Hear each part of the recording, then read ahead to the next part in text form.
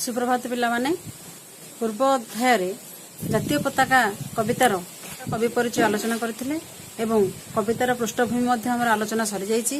तुमे ए कवितार सारांश संपर्क रे सम्यक धारणा पाइथिबो। एबे हमें कवितार सारमर्म आलोचना करिबा। प्रथमे कविताटी को हमें सहस्वर आवृत्ति करिबा, तापरे कवितार पदगुडु को हमें बुझिबाको चेष्टा करिबा। एही जे आमर जातीय पताका उड़े फर फर पवन सुए, जातिर ए अटे अमूल्य संपद कना छेका खंडे केवल नुहे। ए पताका तले 30 बरस होइछन्ति जाति सैनिक रुंड, जातीय समरे शत शत वीर लढित हराई अछन्ति मुंड। तहु स्वाधीनता आसी छिराई जे जाइछन्ति चाली विदेशी रजा, छार कना खंडी नमन एहाको एता म प्रिय जातीय ध्वजा। कविता आवृत्ति सरी जाइछि। वर्तमान आमे एही जो पदगुडी को आवृत्ति करले सेथिरे कोन सब मुख्य धारणा रहिछि, कोन हमको जे जानिबा को पड़िबो से सब आग लिखि नबा। प्रथम लिखि होला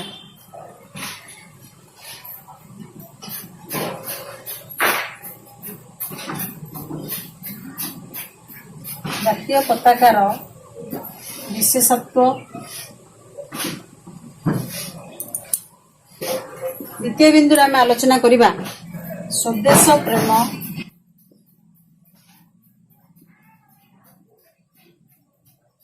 और समाज सेवा।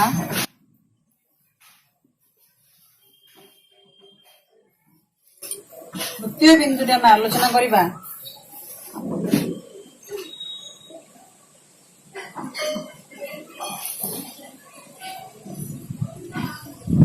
स्वाधीनता संग्रामी मानक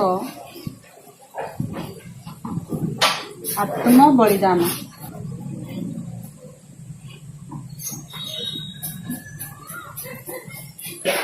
तले एही पद गुडी करे थिबा कठिन शब्दावली गुडी को लिखि नबा। सुए अर्थ स्रोतरे, छेका अर्थ साधारण मना खंडे,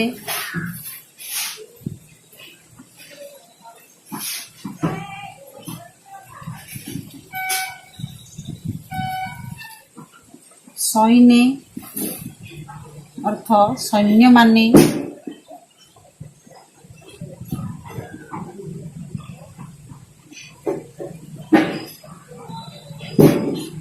समरे अर्थ युद्धरे, सत अर्थ सह,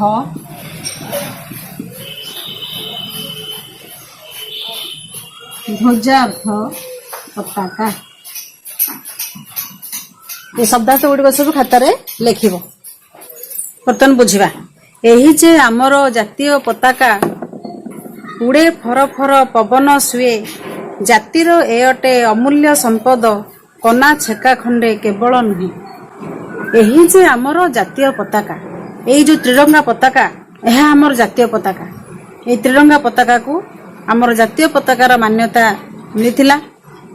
पूर्वरु मु तुमको कहिछि, आम देश स्वाधीन हेबार 22 दिन पूर्वरु एई जातीय पताका को डॉक्टर राजेंद्र प्रसादଙ୍କ तत्वावधाନରେ संविधान प्रणयन सभा द्वारा गृहीत होइथिला।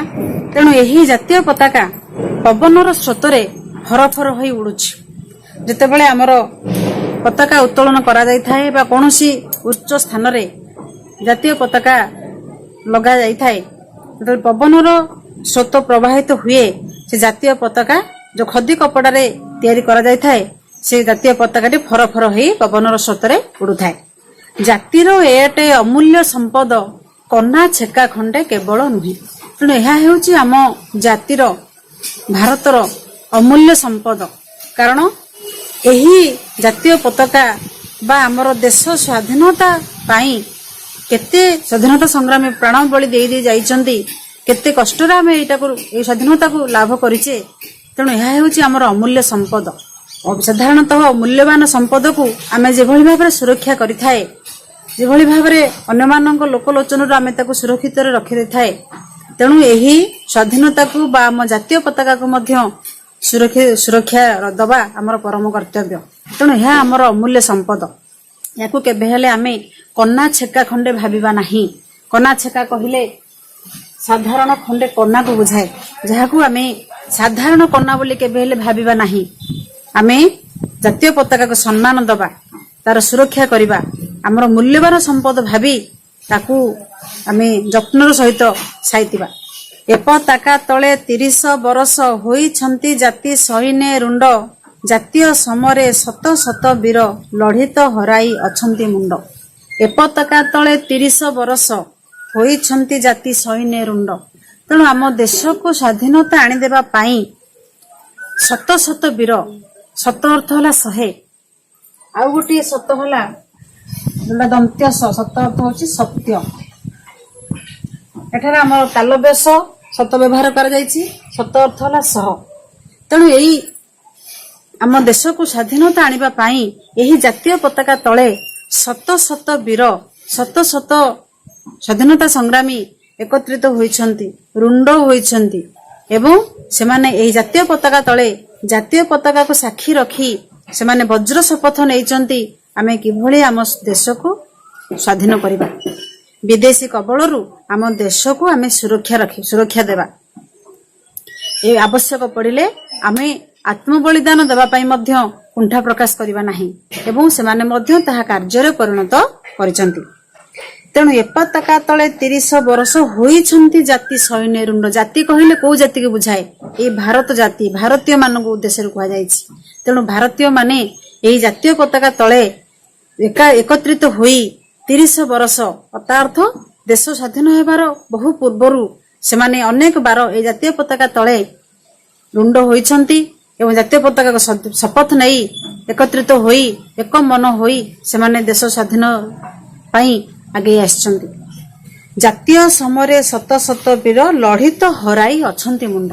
ତେଣୁ ଏହି ଜାତୀୟ ସମରରେ, ଏହି ଜାତୀୟ ସଂଗ୍ରାମରେ, ଦେଶ ସ୍ୱାଧୀନତା ହେବାର ଯୋଉ ସ୍ୱାଧୀନତା ଆନ୍ଦୋଳନରେ ଶତ ଶତ ବୀର ଯୋଗଦାନ ଦେଇ ତାଙ୍କର ମୁଣ୍ଡ ହରାଇଛନ୍ତି, ଅର୍ଥାତ ଆତ୍ମ ବଳିଦାନ ଦେଇଛନ୍ତି, ପ୍ରାଣ ବିସର୍ଜନ କରିଛନ୍ତି। ତାହେଲେ ଏଠାରେ ସୈନ୍ୟ ହେଲେ ସୈନ୍ୟମାନେ, ସମର ଅର୍ଥ ହଉଛି ଯୁଦ୍ଧରେ। ତାପରେ ଦେଖିବା, ତହୁଁ ସ୍ୱାଧୀନତା ଆସିଛି ରାଇଜେ, ଯାଇଛନ୍ତି ଚାଲି ବିଦେଶୀ ରାଜା, ଝାର କନା ଖଣ୍ଡେ ନମଣ ଏହାକୁ, ଏତ ଆମ ପ୍ରିୟ ଜାତୀୟ ଧ୍ୱଜା।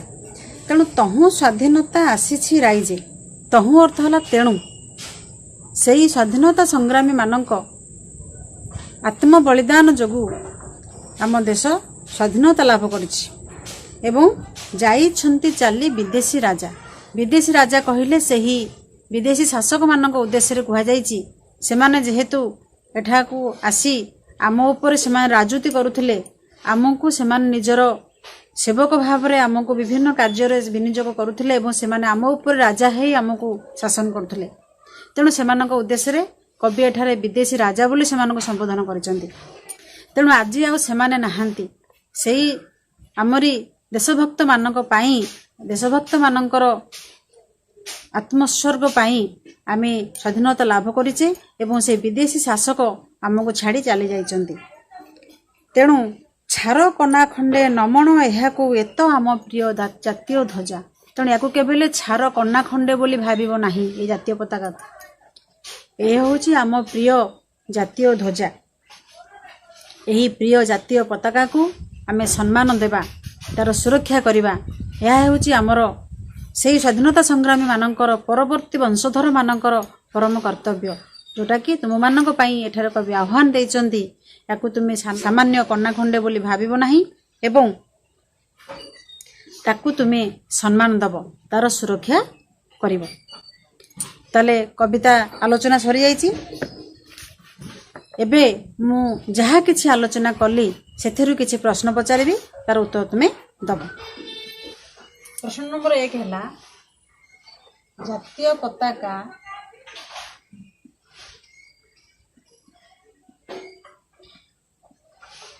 पवन स्रोतरे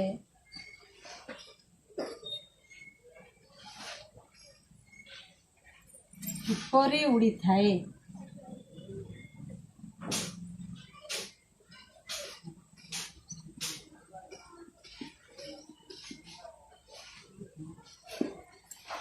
तार उत्तर कौन हम पिला माने? तार उत्तर है फर फर होई उड़ी थाए।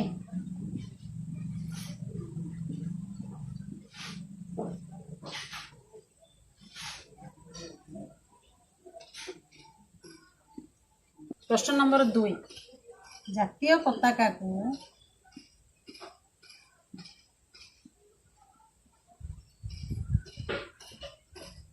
आम देशर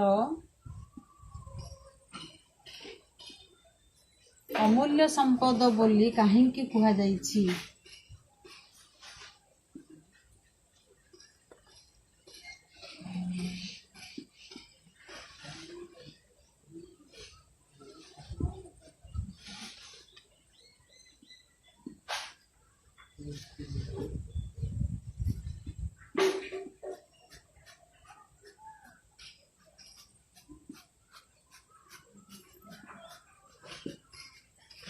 तार उत्तर दिए पिला माने यहाँ आम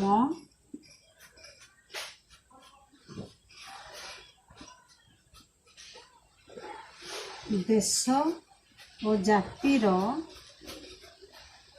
प्रतीक अटे।